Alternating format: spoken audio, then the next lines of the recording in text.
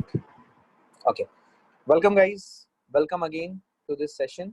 आप में से बहुत से लोग जो नए ज्वाइन किए हैं, मेरा उनसे एक ही रिक्वेस्ट होगा कि प्लीज़ पुराने वीडियोस देखें। जो बेसिक मैथ्स की वीडियो मैंने अपलोड की हुई है और वेक्टर्स की वीडियोस अपलोड की हुई है, उन्हें देखें।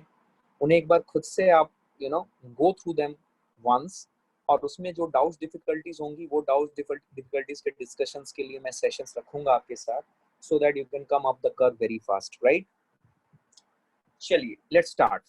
तो बेसिकली आज का जो एजेंडा है, जैसा कि मैंने आपको बताया था, so we are going to study a very important concept of differentiation today. सबको मेरी आवाज आ रही है? Everybody is able to hear me properly? Just give me a thumbs up so that we can start. Everybody is able to hear me properly? सबको मेरी आवाज एकदम क्लियर आ रही है? Crystal clear? Good, thank you very much. चलिए thank you guys. चलिए let's start. Good, चलो। So we are going to study the concept of differentiation today. So we are going to study differentiation. ठीक है? So hardcore maths का chapter है। So let's try to understand differentiation का basic मतलब है rate of change। चिंता मत करना, मैं एक एक टर्म समझाऊंगा। Rate of change of one variable with respect to other. That is the meaning of differentiation. Rate of change of one variable with respect to other. That is what is differentiation all about. Rate of change of one variable with respect to other. Now we will try to understand this thing. मैं एक एक term यहाँ पे highlight करूंगा। Rate of change of one variable with respect to other. सबसे पहले मैं बात करना चाहूंगा आपके साथ कॉन्सेप्ट ऑफ चेंज की। What is change? चेंज जो है, change of any variable. Change हमेशा, हम जब फिजिक्स में बात करेंगे, we will talk about always about change of a variable और any variable. It can be any variable we are talking. अभी वेरिएबल कैसे, जैसे फॉर एग्जांपल मैं कुछ एग्जांपल लूंगा आपको समझाने के लिए। Temperature, height, length, width,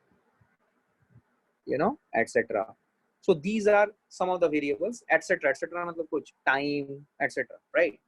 So change of a variable, that is what we are talking about.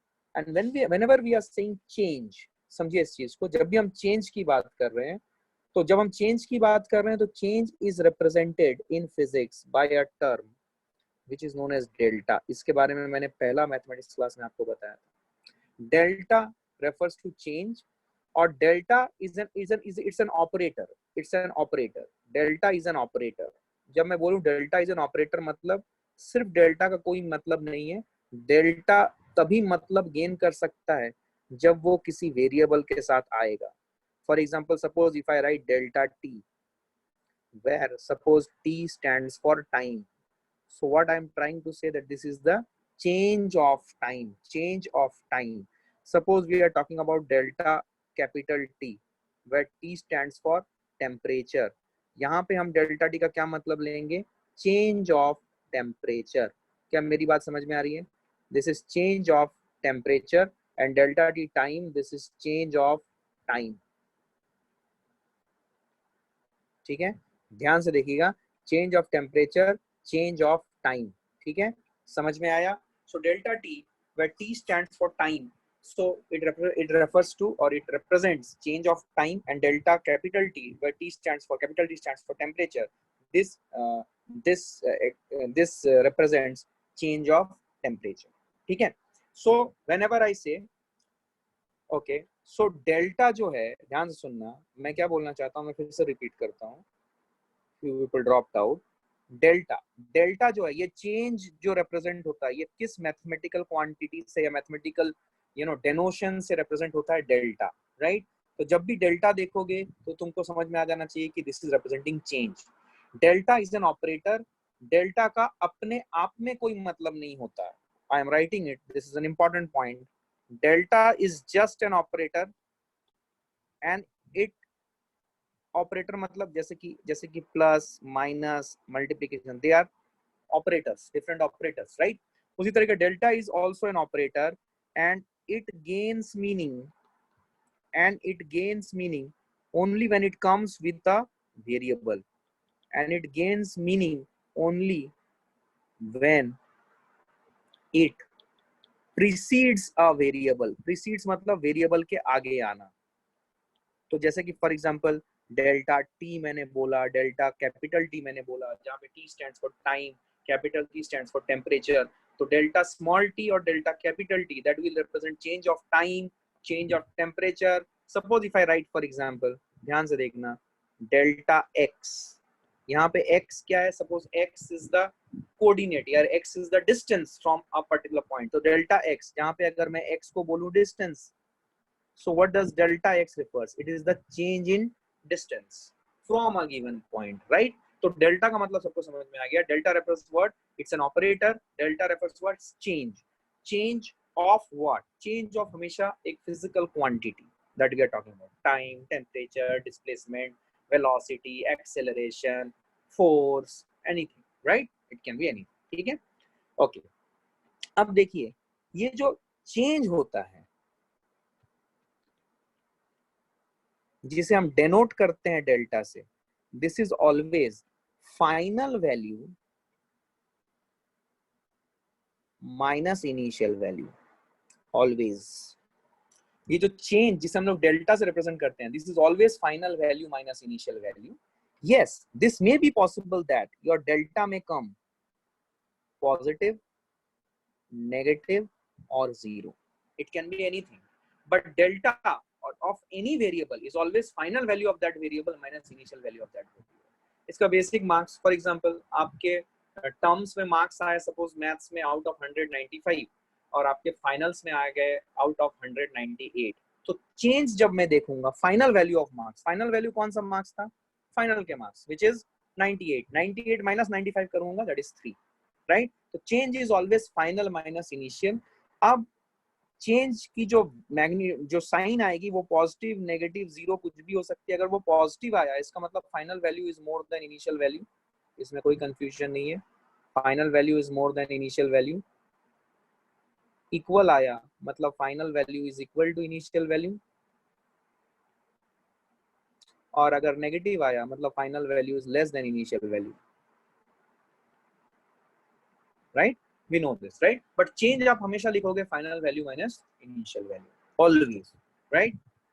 अब देखिए, ये जो चेंज है, ये चेंज आप जो डेल्टा आपने दिखा है, ठीक है, ये जो चेंज है, ये चेंज दो टाइप की होती है. एक होती है यू नो नॉमिनल चेंज, मैं बोलूंगा नॉमिनल मतलब कोई भी चेंज, और दूसरा इन्फिनिटली स्मॉल चेंज. दो टाइप की चेंज होती है. एक होगा नॉमिनल चेंज और दूसरा होगा इन्फिनिटली स्मॉल चेंज. तो जब नॉमिनल चेंज होगा तो तब हम जनरली ये डेल्टा का ऑपरेटर यूज करते हैं. लेकिन delta, for example let me explain to you that with the help of an example, very good example. Suppose we are having a coordinate system. This is x and this is y. You all know, suppose if I am telling you that this is a straight line. Suppose ये एक coordinate है और ये दूसरा coordinate है. तो ये जो कोऑर्डिनेट है, ये कोऑर्डिनेट है x1, y1, और ये दूसरा कोऑर्डिनेट है, ये कोऑर्डिनेट है x2, y2. ठीक है? अब याद करो, आप सबने ये स्लोप पढ़ा हुआ है. तो इसका स्लोप जो होगा वो क्या हो जाएगा? It will be y2 minus y1 upon x2 minus x1. Yes और नो? आप सबने पढ़ा हुआ है स्लोप स्टैंडर्ड 10th में. तो स्लोप की वैल्यू क्या होगी यहाँ पे? y2 minus y1 upon x2 minus x1. CBSE वाले, आपने अगर इस स्लोप का कॉन्सेप्ट नहीं पढ़ा हुआ है तो अभी आप ध्यान दें. स्लोप क्या होगा? y2 minus y1 upon x2 minus x1. मतलब जो भी दो कोऑर्डिनेट्स हैं, ध्यान से सुनिए, कोई बात नहीं आता, कोई दिक्कत नहीं. it's not a rocket science that you cannot understand it.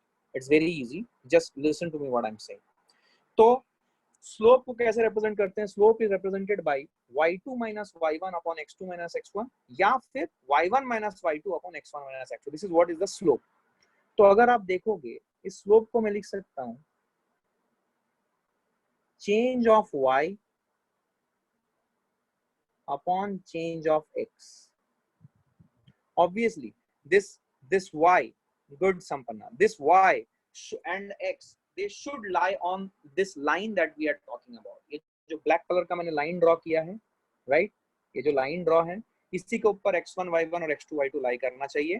तो स्लोप जो होगा it is y2 minus y1 upon x2 minus x1. पहली बात इन टर्म्स ऑफ कोऑर्डिनेट्स, अगर कोऑर्डिनेट्स प्रोवाइडेड हो दो पॉइंट्स का तो स्लोप सिंपली निकालिए y2 minus y1 upon x2 minus x1. तो इसको हम लोग क्या लिखेंगे? y2 minus y1 और x2 minus x1. This is change of y upon change. तो बेसिकली जैसा कि अभी हमने पढ़ा था change of anything is represented by what? Delta. अभी पढ़ा था. तो क्या हम इसे लिख सकते हैं delta y upon delta x? क्या मेरी बात समझ में आई? Change in y coordinates upon change in x coordinates. तो change in y coordinates will be y2 minus y1. Suppose we say that हम ऐसे जाके फाइनल हमने x2 y2 को माना है, तो final y minus initial y which is y2 minus y1 and final x upon initial x that is x2 minus x1. ये जो del y by del x है, this is change of one variable with respect to other. ये अलग बात है कि हम इसे एक नए नाम से जानते हैं and that is slope.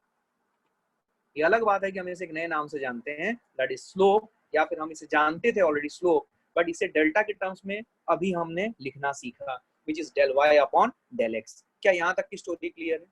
तो delta is representing what here? Change in variable, यहाँ पे y coordinate and x coordinate. So we are having slope as del y upon del x. क्या क्लैरिटी है?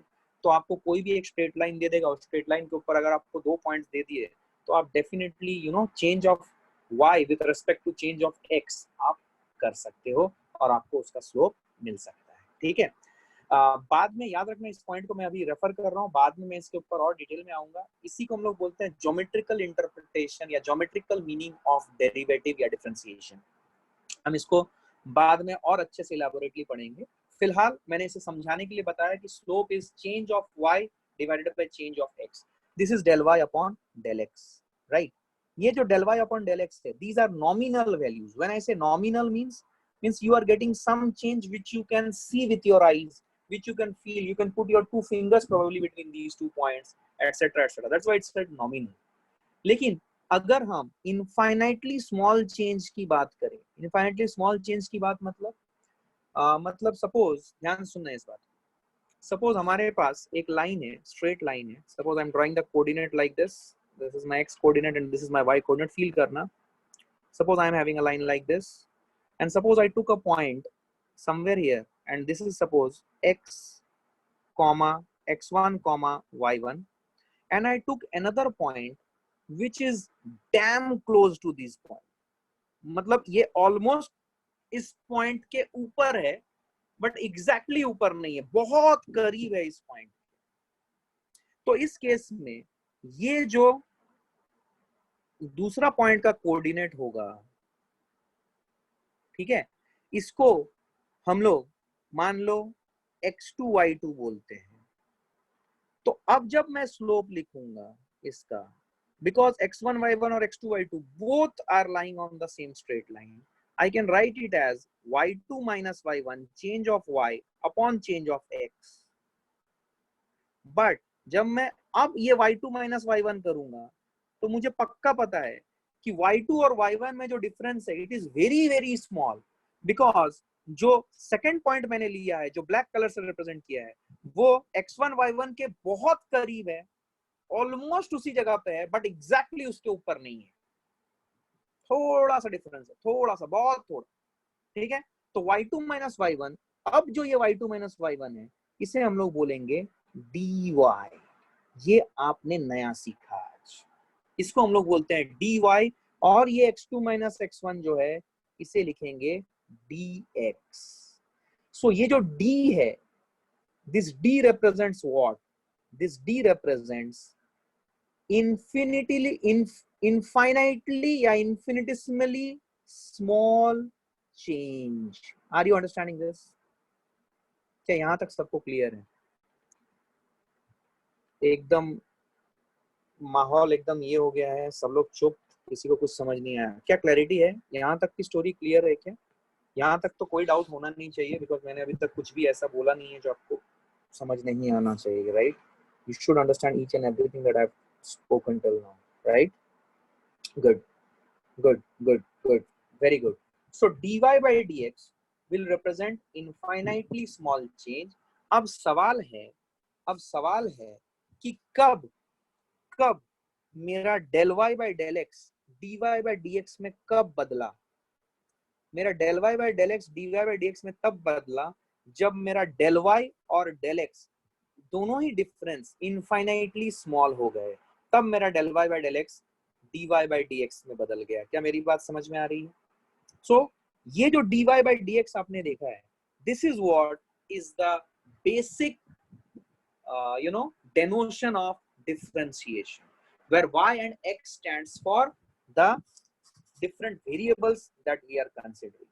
Let me take another whiteboard and let me explain to you this funda in a better way, in a more better way, so that you can clearly understand. ध्यान से देखो और अच्छे समझेंगे इसको, ठीक है? ये एकदम बेस है बेटा, इसको एकदम पक्का कर लो, ठीक है? ये देखो मैं फिर से लिख रहा हूँ यहाँ पे. So what is dy by dx? Then how would we understand dy by dx? dy by dx is the rate of change of y with respect to x. This is what is the meaning of dy by dx, which is also known rate of change of y with respect to x. This is also known as differentiation of y with respect to x. क्या मेरी बात समझ में आई है? अब यहाँ पे एक इंटरेस्टिंग एनेक्डोट है आपके लिए. इंटरेस्टिंग इसलिए क्योंकि आपको अभी यहाँ पे एक क्लियर कट डिस्टिंक्शन करना पड़ेगा फिजिक्स में. आपको देखो ये जो y है, this y can stand for any physical variable that we can think of. मैं कुछ एग्जांपल लूंगा ताकि आपको समझ में आए.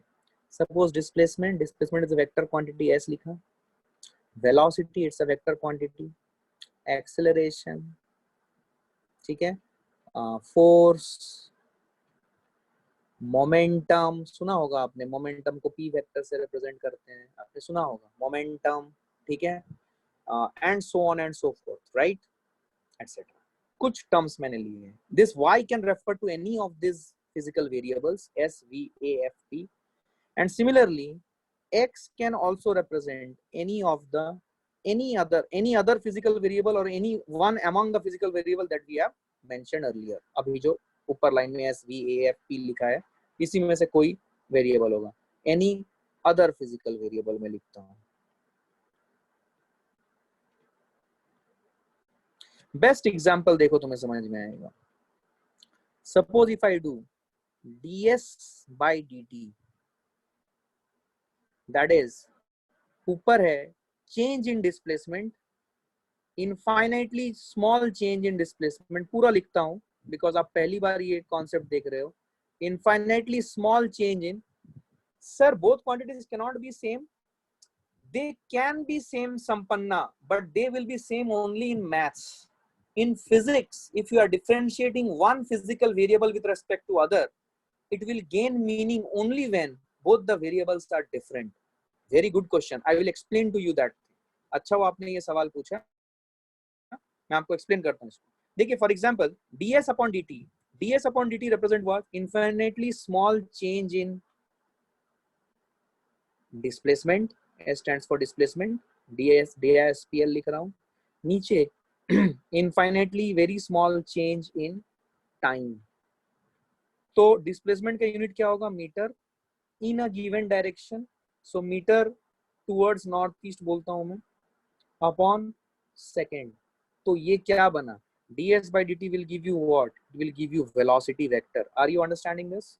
It will give you what? It will give you velocity vector. So ds upon dt will give you velocity vector. याद करो ds is what? it's a change in displacement. So it's a displacement only, which is a vector quantity, and dt is what? It's time. Time is a scalar.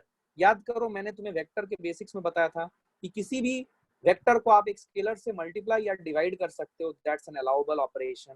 तो यहाँ पे आपने जब change in displacement upon change in time किया तो you got what? You got velocity. You got what? You got velocity, and this is what? Meter per second in the northeast direction. Are you understanding this? क्या ये सबको समझ में आया? So ds by dt. Similarly, मैं एक और physical quantity लेके आपको दिखाता हूँ, and we will learn about it. Don't worry, अच्छे से सीखेंगे. dv by dt अगर मैं करूँ, तो what is the meaning of dv? dv is infinitely small change in velocity. Infinitely small change in velocity upon infinitely small change in time. तो infinitely small change in velocity का unit क्या हो जाएगा? It will be velocity meter per second in the northeast direction upon time. तो will you get meter per second square in a given direction, that is northeast. suppose northeast मतलब मैं एक direction specify कर रहा हूँ ना, confuse मत होना कि नॉर्थ ईस्ट कैसे आया है. क्या क्लैरिटी यही है? तो मीटर पर सेकंड नॉर्थ ईस्ट. सो मीटर पर सेकंड स्क्वायर हो गया. मीटर पर सेकंड स्क्वायर मतलब ये किसकी यूनिट हुई? dv by dt. ये एक्सेलरेशन की यूनिट हुई. And acceleration is also vector quantity, तो एरो के साथ रखा. क्या मेरी बात समझ में आई है? क्या मेरी बात समझ में आई है? क्लैरिटी है? अभी तक क्लियर है राइट? कोई दिक्कत नहीं है. ध्यान से इसको एक बार ये स्लाइड को देखो and I will move on. ठीक है, अभी तक कोई दिक्कत नहीं आई राइट? अभी तक कोई दिक्कत नहीं आई है. Good good good good. So ds by dt dv by dt. So differentiation, तो हमने क्या सीखा? Differentiation is dy by dx. ठीक है, that is rate of change of one variable with respect to other. ठीक है, और जब हम डिफरेंशिएशन, देखो ये dy by dx मैं फिर से यहाँ पे स्टेट करना चाहूंगा कि हमने पहले पढ़ा del y by del x which is change of one variable with respect to other. यही चीज बदल गई dy by dx में when the change in variable x and change in variable y becomes infinitely small. So this become dy by dx. तो ये चीज एक बच्चे को समझ जाना है कि del y by del x, ये वाली चीज हमने पहले अपने स्टैंडर्ड 10th के सिलेबस में कहाँ पढ़ा था? हमने पहले इसको स्टैंडर्ड 10th के सिलेबस में कॉन्सेप्ट ऑफ स्लोप में पढ़ा था. तो स्लोप में हम already del y by del x तो कर ही रहे थे राइट? स्लोप में हमने पढ़ा था. लेकिन अभी हम एक नया टर्म पढ़ रहे हैं dy by dx. इसमें चेंज क्या हुआ? चेंज यही हुआ कि dy by dx तब बनेगा जब दो कोऑर्डिनेट के बीच की दूरी, जो मैं प्रीवियस स्लाइड्स में आपको एक बार ले जाके दिखाना चाहूंगा. यहाँ पे ये देखो, मैंने तुम्हें बताया था कि एक येलो कोऑर्डिनेट है x1 y1 और एक ब्लैक कलर से रिप्रेजेंटेड है कोऑर्डिनेट x2 y2. अगर इन दोनों के बीच का डिफरेंस इनफाइनाइटली स्मॉल हो जाए तभी ये y2 minus y1 जो कि del y था, this del y will become dy, and x2 minus x1 जो कि del x था, this del x will become dx. क्या मेरी बात समझ आई है? क्या मेरी बात समझ आई है सबको? Everybody has understood it, right? Good, good, good, very good, very good, very good. So ध्यान से सुनिए. So स्टैंडर्ड 10th का कॉन्सेप्ट ऑफ स्लोप वही dy by dx है. ठीक है, अब मेरी बात सुनो ध्यान से. मैं तुम्हें एक बहुत अच्छी बात बता रहा हूँ, इंटरेस्टिंग बात. देखो, जब तुम मैथ्स करते हो, यहाँ पे तुम्हें मैथ्स और फिजिक्स का डिफरेंशिएशन क्लियर कट समझ में आएगा. जब तुम मैथ्स करते हो तो मैथ्स में जब तुम स्लोप निकालते हो तो बेसिकली मैथ्स में तुम्हारे पास x कोऑर्डिनेट और y कोऑर्डिनेट दोनों मीटर्स में होते थे. याद है तुमने बचपन में ऐसे 4 unit is equal to 1 centimetre और y एक्सिस में 2 unit is equal to 10 centimetre, इस टाइप के ग्राफ बनाए होंगे, ग्राफ प्लॉटिंग की होगी. तो जब तुमने वो ग्राफ प्लॉटिंग की थी, ध्यान से सुनना, जब तुमने वो ग्राफ प्लॉटिंग की थी तो तुमको एक बात समझ में आना चाहिए कि तुम्हारी x कोऑर्डिनेट और y कोऑर्डिनेट दोनों मीटर्स में हुआ करते थे. हाँ, उनकी स्केल अलग अलग हो सकती थी, that was a different story, but उनकी यूनिट्स जो होती थी वो सेम हुआ करती थी. Right? This is what is our understanding. अच्छा, तो इस केस में जब हम मैथ्स में स्लोप निकालते हैं तो हमें स्लोप जो मिलता है वो एक प्योर नंबर मिलता है. It's a pure number without any unit.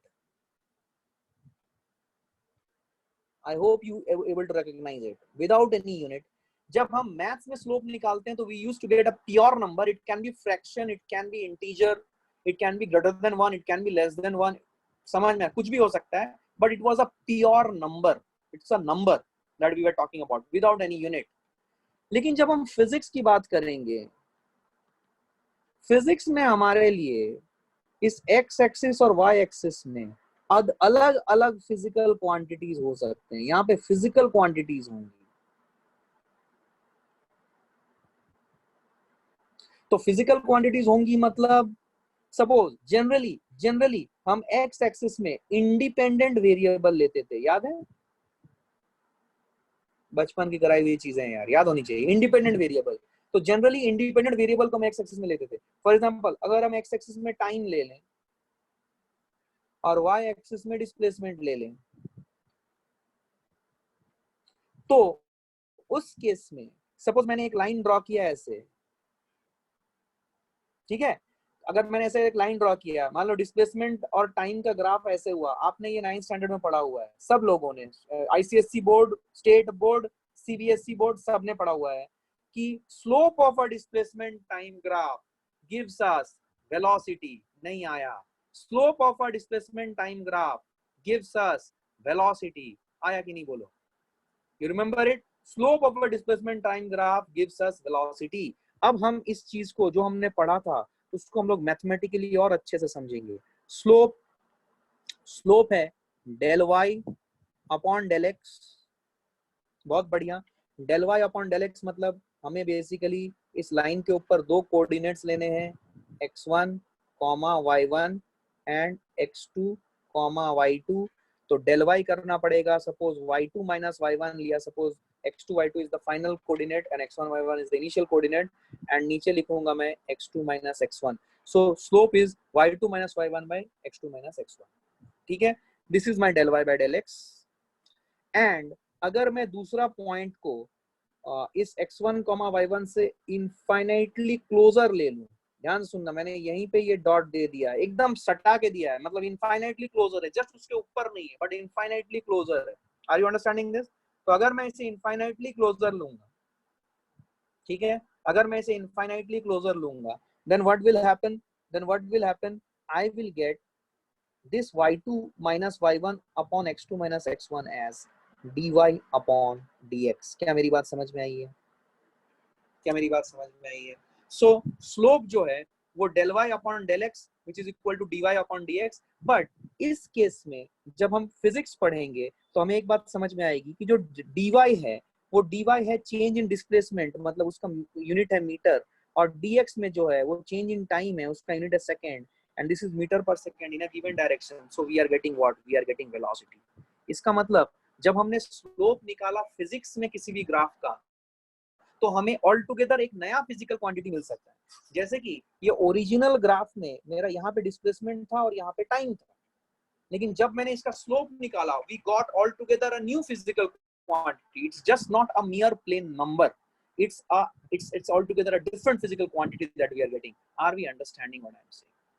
So similarly आपको याद होगा कि suppose we are having this as the x axis, suppose मैंने यहाँ पे time लिया है और y axis में मैंने velocity लिया है, and suppose if I am drawing a graph like this, तो आपको पता है कि यहाँ पे अगर मैं slope निकालूं, slope मैं कैसा लिखूंगा? slope में लिखूंगा, ध्यान सुनना, change in y upon change in x। यहाँ पे y की जगह पे क्या है? v final minus v initial। अरे अरे समझ में आया क्या? Upon change in x variable, change in x variable मतलब t final minus t initial is it equal to change in velocity upon change in time। this is known as acceleration। क्या मेरी बात समझ में आई? this is known as acceleration। और अगर मैं suppose, ध्यान से सुनना, सपोज मैंने एक पॉइंट लिया यहाँ पे, दूसरा पॉइंट लिया यहाँ पे, तो इनके बीच में कुछ एक नॉमिनल दूरी थी, जैसे इस दो पॉइंट के बीच में मैं अपनी उंगली डाल सकता हूँ या दो तीन उंगलियां डाल सकता हूँ यहाँ पे, ठीक है। लेकिन अगर मैं इन दोनों पॉइंट के बीच में जो दूरी है उसको बहुत छोटा कर दूं, ऐसा कर दूं, दोनों को एकदम करीब करीब सटा के, ऑलमोस्ट सटा के रखूं, तो उस केस में यही del v by del t किस में बदल जाएगा? Will it change into d v by d t. क्या मेरी बात समझ आई है? क्या मेरी बात समझ आई है? This is the base of differentiation. क्या मेरी बात समझ आई है? तो आपको मैं ये सिखाना चाहता हूं कि आप dy बाय dx देख के डरे ना, बिल्कुल बिल्कुल डरे मत dy बाय dx देख के। dy bye dx is nothing but it is del y by del x, जो आप ऑलरेडी कर चुके हो। लेकिन अब dy बाय dx हम इसलिए लिख रहे हैं because we are talking about infinitely small change in y upon infinitely small change in x। क्या मेरी बात समझ में? गुड गुड, आगे बढ़ते हैं, चलो। Good, you are catching up with the things, very good good, हम लोग बढ़ सकेंगे आगे। चलो आगे बढ़ते हैं। अभी देखो, अभी देखो, ठीक है। अब हम थोड़ा सा क्या करते हैं कि हम हम एक छोटा सा एक एक्सरसाइज करते हैं टू अंडरस्टैंड कि कैसे हम इसको इसको कैलकुलेशन कैसे होगा, इसका लॉजिक क्या है। So it is only for small distance dy bye dx। Yes, don't say distance Meghraj, it is any change in variable. Numerator में जो वेरिएबल है, डिनोमिनेटर में कोई दूसरा वेरिएबल होगा, तो कोई भी चेंज इन वेरिएबल अगर वो इनफाइनाइटली स्मॉल है तभी हम लोग dy बाय dx करेंगे। क्या मेरी बात समझ में आई है? बट न्यूमरेटर डिनोमिनेटर में कोई भी वेरिएबल हो सकता है, right? It can be different variables. और फिजिक्स में जनरली आपको डिफरेंट वेरिएबल के साथ ही खेलना पड़ेगा। मैथ्स होता तो ऊपर में भी चेंज इन डिस्टेंस और नीचे में भी चेंज इन डिस्टेंस ही होता, ठीक है। इसलिए वहां पे यूनिट्स होना इतना इंपॉर्टेंट नहीं है। You are merely interested, you are only interested in slope. But physics में उसका एक फिजिकल मीनिंग है, तो we need to take in care that particular thing. आइए अब देखिए, सपोज मैं आपको एग्जांपल देता हूँ, देखो आपको समझ में आएगी चीजें, ठीक है। सपोज मैं बोलूं कि there is a circle, and suppose if I say that this circle is having a radius r, ठीक है। एंड सपोज समहाउ मैं इस सर्कल का रेडियस को जो है वो चेंज कर सकता हूँ। I can change the radius of the circle. So radius of the circle is changeable. मैं यहाँ पे लिख देता हूँ, radius of circle can change, ठीक है। And so what is the area of this circle? We know that area of the circle is pi r square.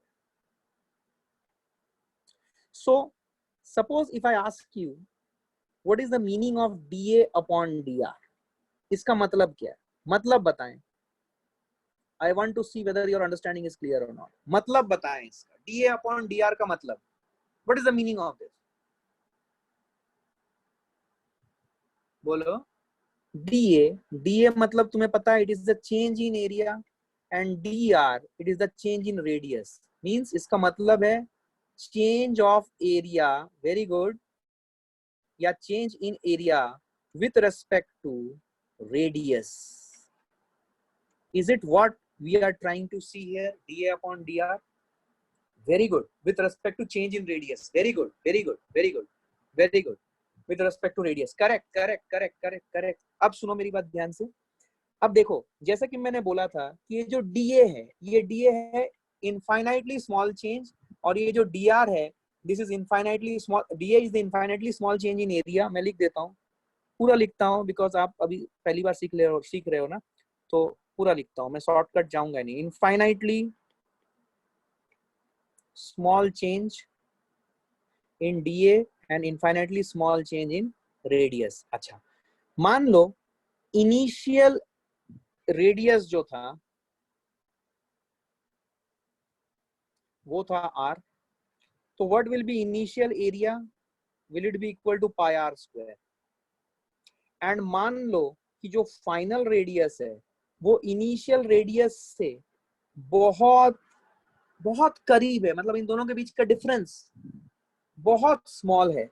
तो इसे हम लोग कैसे लिखते हैं? क्या हमने यही बोला था कि आर एफ माइनस आर आई को हम लोग क्या बोलेंगे? डी आर बोलेंगे। ये जो डी आर है, ये डी आर क्या होगा? Change in radius, that is final radius minus initial radius, will become dr if initial and final value of radii are difference, or the difference is very very small or almost close to each other, very close but not exactly equal but very close, right?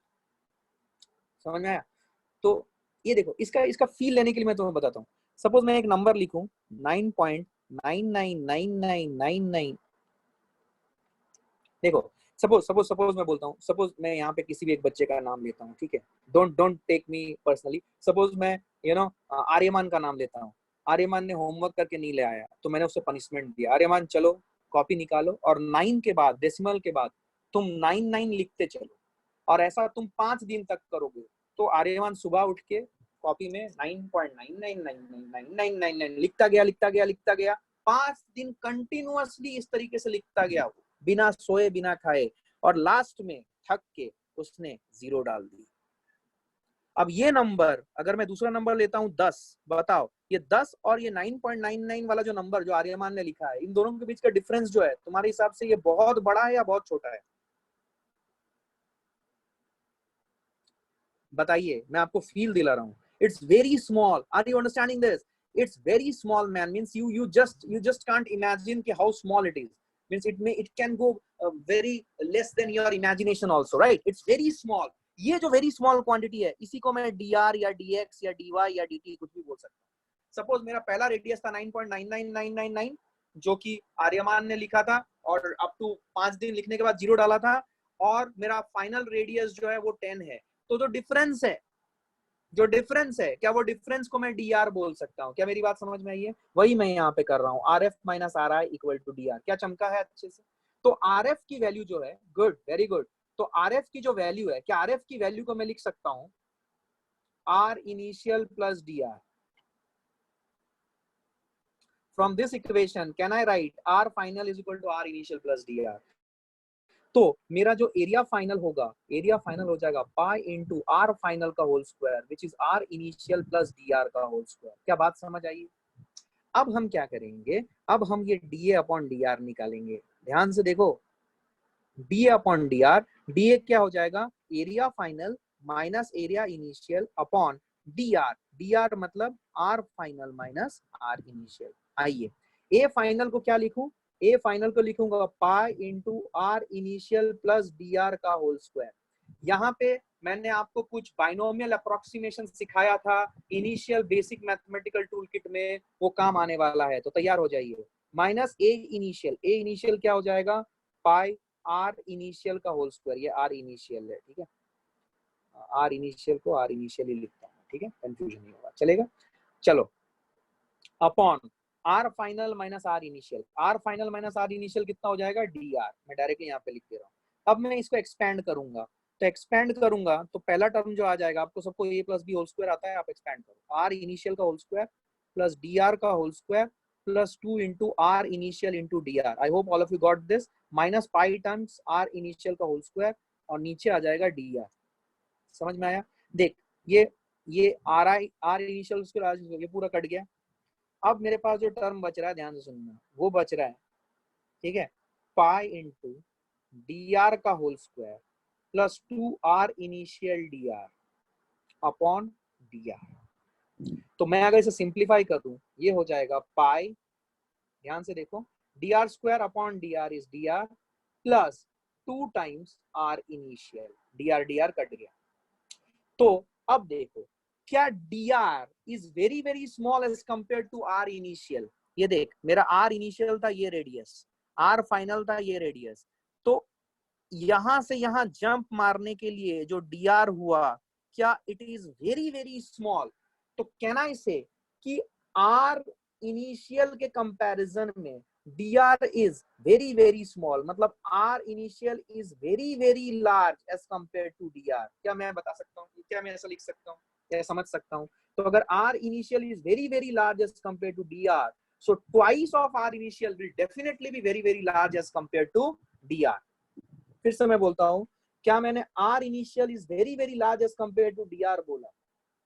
क्यों बोला? क्योंकि r initial था ये वाला value जो मैंने as a punishment Aryaman को लिखने के लिए बोला था, और मेरा फाइनल जो रेडियस था वो था 10। तो दोनों के बीच का जो डिफरेंस है dr, will it be very very very very small? तो क्या मैं बोल सकता हूँ जो r initial it is very very large as compare to dr, और dr is very very small as compare to r initial. दोनों सेम मीनिंग है। क्या क्लैरिटी है ये?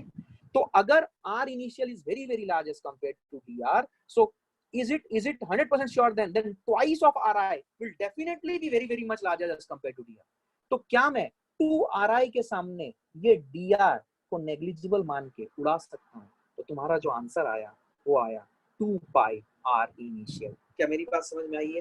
तो जो तुम्हारा dA by dr का वैल्यू आया, differentiation of a with respect to r, this is your 2 pi r initial. क्या मेरी बात समझ में आई है?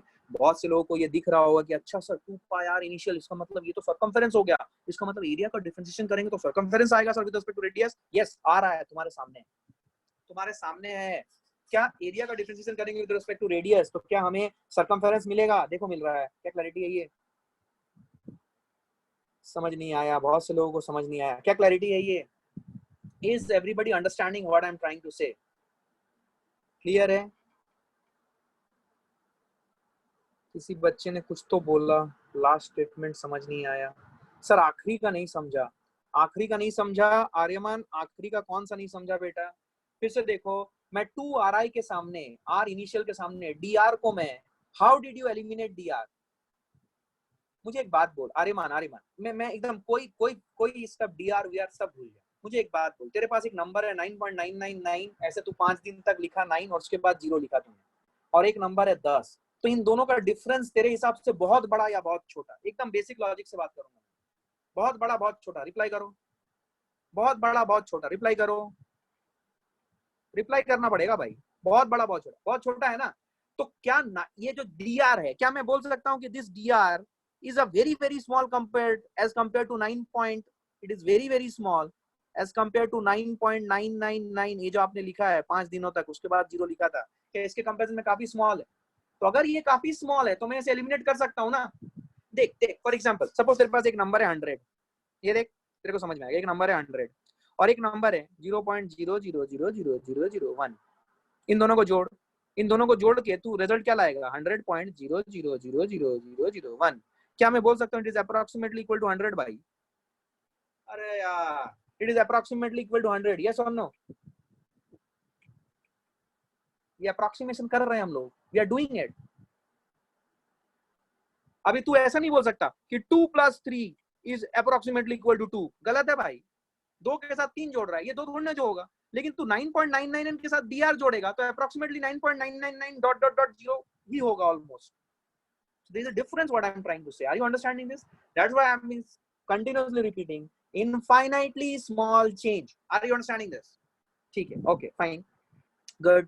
इस वीडियो को दोबारा इस पॉइंट को पॉज करके देखना और अपने नोट्स बनाना, आपको क्लैरिटी के साथ सब समझ में आएगा। क्या क्लियर है ये? अच्छा, अब हम क्या करेंगे, अब हम एक और एग्जांपल लेंगे। सपोज आई गिव यू, ये आपको करना है, suppose I give you a square और इस स्क्वायर की साइड मान लो है ए, ठीक है? तो आपको डीए बाई डीए निकालना है। इसका मतलब क्या है बोलो? What is the meaning of D capital A by D small A? अभी देखो यहाँ पे, अच्छा इसका मतलब बता दो, फिर मैं एक इंपॉर्टेंट बात बोलूंगा। जल्दी जल्दी सब लोग बोलो, सब लोग बोलो। Change of area with respect to side, very good very good. Change in area with respect to side of the square, ये स्क्वायर था, ठीक है? अच्छा, इसकी वैल्यू कैसे लाएं?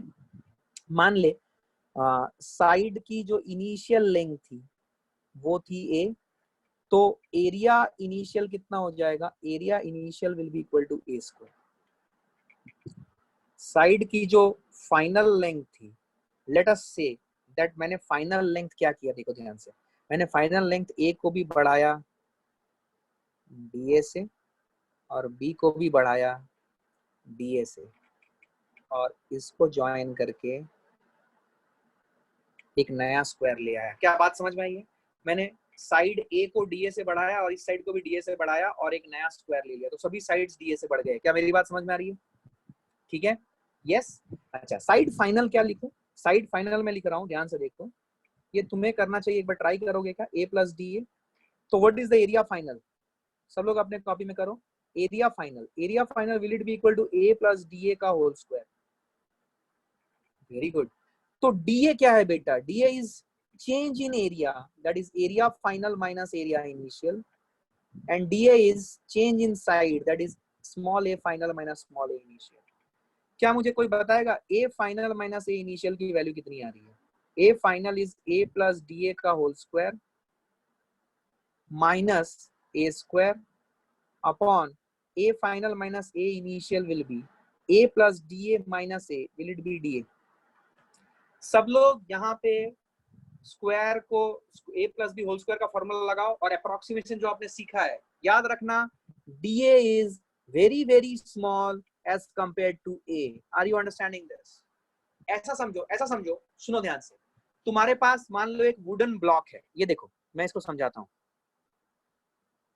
अगर मेरे पास आप लोग मेरे सामने होते ना तो मैं आपको ये समझा देता, लेकिन अभी देखो, मान लो तुम्हारे पास एक ऐसा वुडन ब्लॉक है, मान लो वुडन ब्लॉक। तो अगर तुमने इस साइड में ना एक सेलो टेप चिपका दी है, सेलो टेप मान लो तुमने यहाँ पे एक चिपका दी है, तो सेलो टेप चिपकाने के कारण जो इसकी इनिशियल साइड की लेंथ है ए, मान लो क्यूबॉइड, ये क्यूब मान लो ए है, तो सेलो टेप चिपकाया अगर ऊपर तुमने, तो क्या हम बोल सकते हैं कि सेलो टेप चिपकाने के कारण इसकी जो साइड है ये थोड़े से बढ़ गई, वो थोड़ा क्या है, वही थोड़ा डीए है। क्या चमका है? अरे यार सेलो टेप है ये, समझ में आया? This is the order of magnitude of D A. क्या मेरी बात समझ में आ रही है? This is the order of magnitude of D A. Are you understanding this? Good. अब देखो, अब मुझे आप कैलकुलेशन करके बताओ। I want your calculation. सब लोग अपने कॉपी में करो। क्या आ रहा है बोलो तो, क्या आ रहा है? किसी का तो एक आंसर आया था, किसी ने लिखा 2a। Very good Jasraj, good good good. बहुत से लोगों का 2a आ गया, बहुत बढ़िया बहुत बढ़िया। सब लोग अप्रोक्सीमेशन करना जान रहे हो, very good. a plus D A का होल स्क्वायर करेंगे, it is a square plus D A का whole square plus 2a into D A minus a square upon D A. अब मेरी बात सुन, देख a स्क्वायर मर गया, डी ए, क्या D A is a very very small quantity, sellotape का width very small, तो स्मॉल क्वांटिटी का स्क्वायर कर दिया और स्मॉल। जैसे कि फॉर एग्जांपल सपोज आपको मैं एक नंबर देता हूँ 0.001 और एक नंबर देता हूँ 0.001 का होल स्क्वायर। क्या आपको लगता है 0.001 का whole square it is very very small as compare to 0.001? अरे यार, यस और no? Good good, very good. So D A square plus 2a D A upon D A. अब बता, क्या डी ए स्क्वायर को मैं नेग्लिजिबल मान सकता हूँ? तो डी ए स्क्वायर को नेग्लिजिबल मान सकता हूँ तो उसे उड़ा दूंगा तो मेरा चीज बचेगा क्या? 2a D A upon D ए मर गया, क्या आंसर आया 2a। क्या मेरी बात समझ आई? क्या मेरी बात समझ आई है? क्या क्लैरिटी है सबको? Everybody understands this? ठीक। तो ये डिफरेंशिएशन के कुछ मैंने आपको एक सर्कल का कराया, एक स्क्वायर का कराया। तुम चाहो तो क्यूब का भी करके देख सकते हो। मैं तुम्हें एक होमवर्क दे रहा हूँ आज के लिए। Please go to home and try to find out what is D V upon D L, जहाँ पे आपके पास एक क्यूब है और क्यूब की एज की जो लेंथ है वो एल है। ये आपके लिए एक सवाल है, क्यूब है, एज की लेंथ एल है, तो आपको dv by dl निकालना है। तो dv by dl you know how to interpret this, it is a change in volume with respect to edge of the cube, right? l है, सब l है, ठीक है? I hope you understood this, ठीक है? Good, चलिए आगे बढ़े, आगे बढ़े। Just a moment, there was one question, let me take it. Can we do this for a cuboid? Yes, you can. Yes, you can. But for cuboid, you have to take different sides. You can take A, B, and C and increase all of them by very small quantity. For example, A को आप बढ़ा के करोगे A plus DA, B को आप बढ़ा के करोगे, ये इनिशियल वैल्यूज है और ये फाइनल वैल्यूज है लेंथ की, B को बढ़ा के करोगे B plus DB और C को बढ़ा के करोगे C plus DC।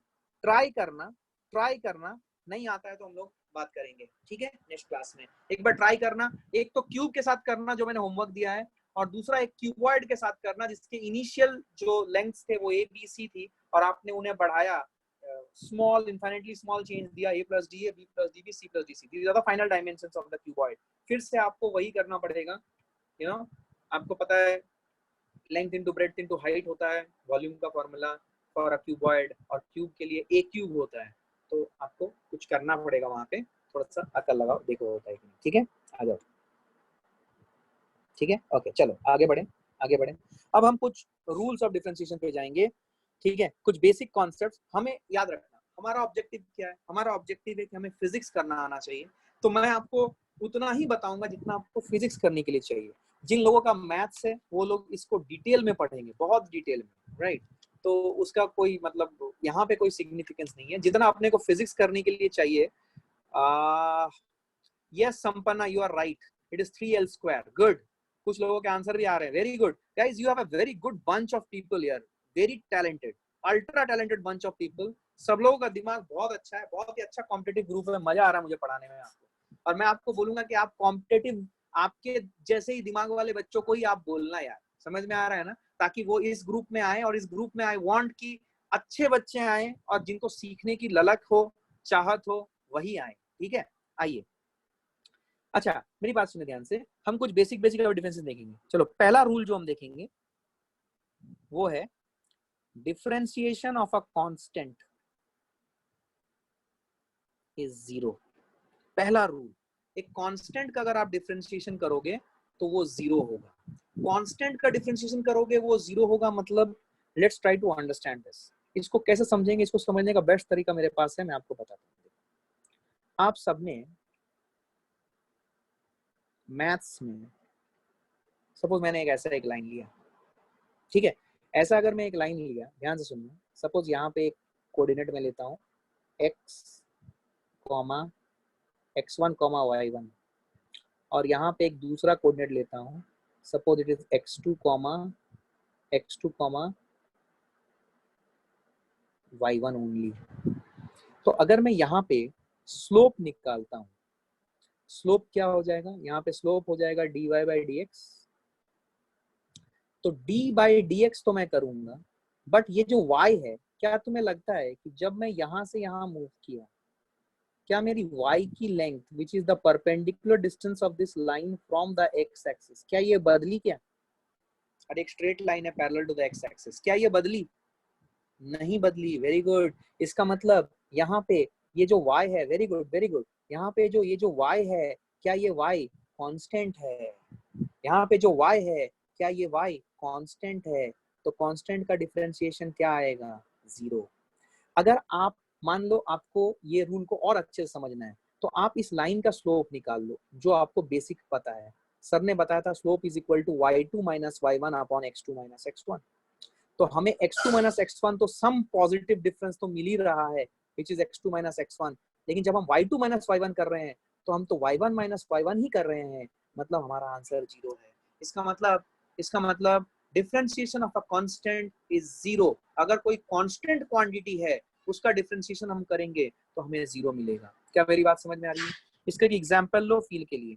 सपोज मैं बोलूं डिस्प्लेसमेंट इज कांस्टेंट।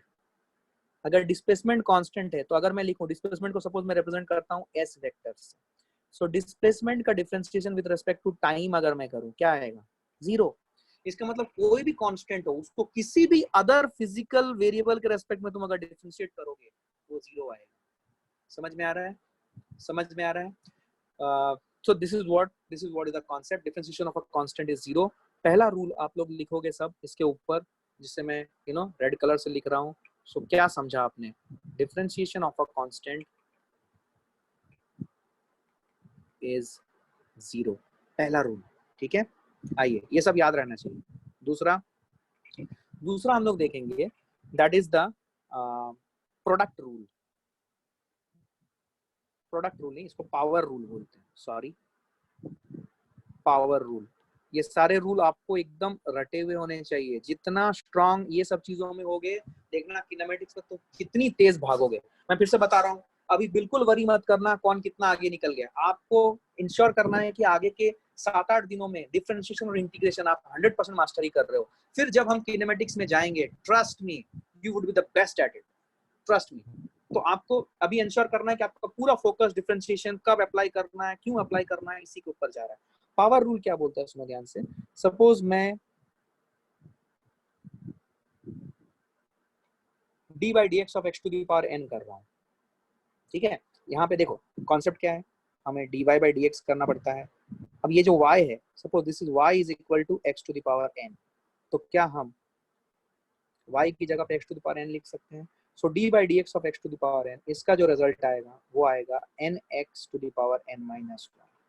याद रखने का तरीका, X to the power n, सुनना ध्यान से, जो पावर था वो कोफिशिएंट बन जाएगा और पावर में एक कम हो जाएगा। मतलब एग्जांपल देखते हैं, suppose if I ask you x square का डिफरेंशिएशन करो, तो क्या आ जाएगा? जो कोफिशिएंट था जो पावर था क्या वो कोफिशिएंट बन जाएगा, और x के ऊपर 2 माइनस 1 होगा which is 2x to the power 1। क्या मेरी बात समझ में आ रही है? Everybody is understanding this? चलो अभी यहाँ पे एक चीज बता दूं मैं आपको, इस n के ऊपर कोई लिमिटेशन नहीं है। It can B positive, it can B negative, it can be zero, it can be integer, it can be decimal numbers or fraction numbers, anything, fraction decimal कुछ भी हो सकता है, ये आपको समझना है, ठीक है। चलो एक और एग्जांपल करते हैं ताकि अपने को प्रैक्टिस हो जाए। सपोज मैं बोलूं d by dx of x to the power -3/2, जल्दी बोलो, जल्दी बोलो, तुम्हें बताना है, ओरली जवाब दो। जो पावर है वो हो जाएगा कोफिशिएंट, और x के ऊपर उससे -1 कर दो, -3/2 -1, क्या ये -5/2 आएगा? सबका आया क्या? d by dx of x to the power -3/2, क्या ये आ जाएगा -3/2 x to the power -5/2? Everyone, everyone. Suppose मैं बोलता हूँ d by dy, ध्यान सुनना, d by dy, सुनना ध्यान से, अभी इंपॉर्टेंट बात बोल रहा हूँ। Good good, you got it, very good, very good, most of you got it, very good. अब मेरी बात सुनो, अगर मैं बोलूँ d by dy करना, तो यहाँ पे जो भी चीज आएगा it has to be a function of y। अब आधे बच्चे परेशान हो गए, sir what is this function of y? Function of y means जो भी आपका एक्सप्रेशन यहाँ पे होगा that expression should contain y as a variable.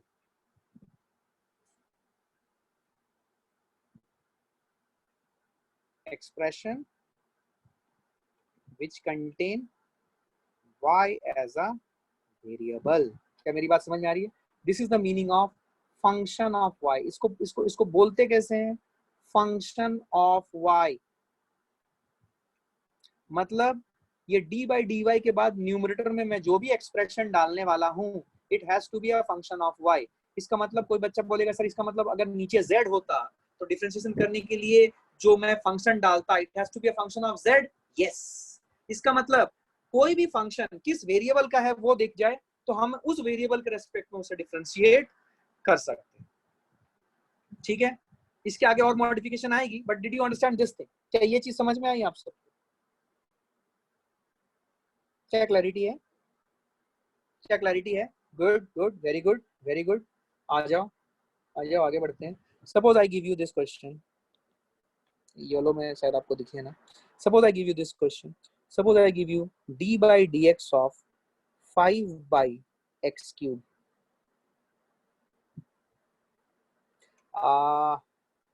रुको रुको, नहीं ये अभी नहीं दूंगा, सॉरी अभी नहीं दूंगा। Suppose I give you d by dx of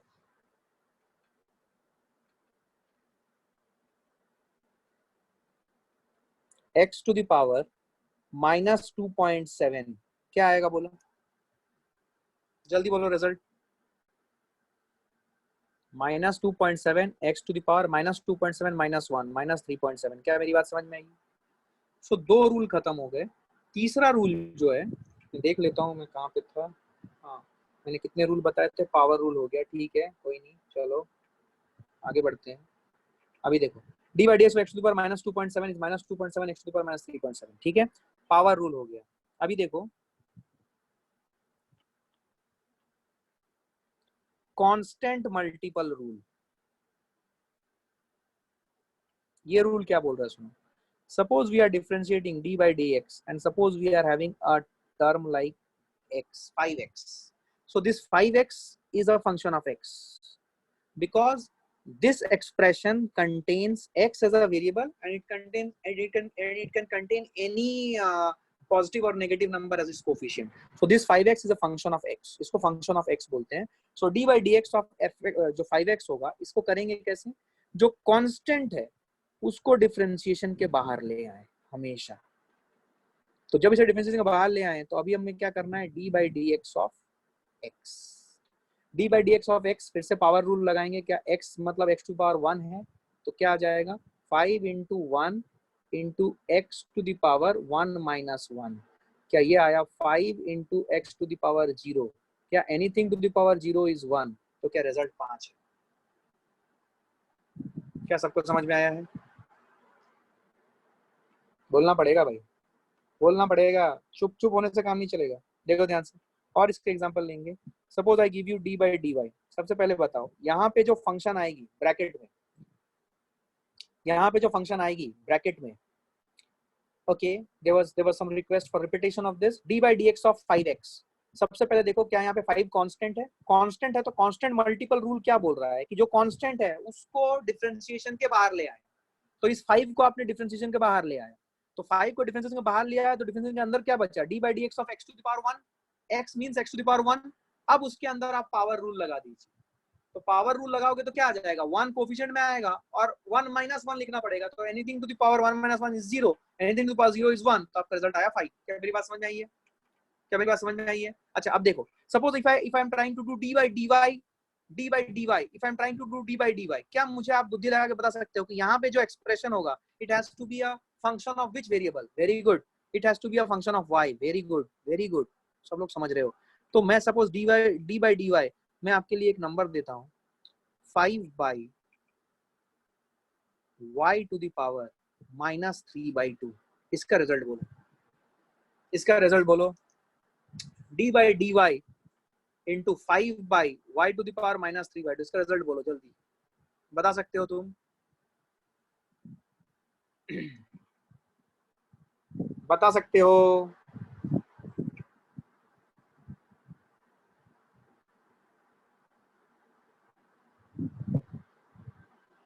बता सकते हो तुम? क्या यहाँ पे सबसे पहले तो तुम 5 कांस्टेंट उससे बाहर ले आओ, कैसे लिख सकते हो D by D Y of y to the power 3 by 2, आपको एक्सपोनेंट्स आती है, तो आप 5 D by D Y to the power 3 by 2 कैसे लिखोगे, into 3 by 2 into y to the power 3 by 2 minus 1, that is y to the power half. क्या मेरी बात समझ में आई है? तो क्या आपका रिजल्ट आया 15 upon 2 upon y to the power half? Yes, correct, correct, very good, very good.